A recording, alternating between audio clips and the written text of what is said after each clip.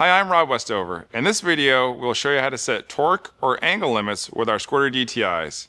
You can use this with our 2.12 instructions as well as verified lots of Squirter DTIs. If the job has tools that can be limited by setting a torque value or angle, setting an upper limit is a good way to prevent inexperienced workers from tightening more than necessary.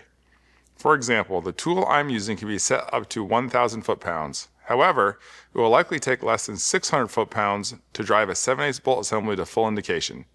If I set the tool to stop at 600 foot-pounds, I can move from bolt to bolt until the tool stops. Afterward, if each DTI shows orange media at all spaces, I can move on to the next connection. If any Squirter DTI doesn't fully indicate, I can increase the torque limit and retighten until I see visual verification of bolt tension. A little trial and error will help you figure out the right amount of torque.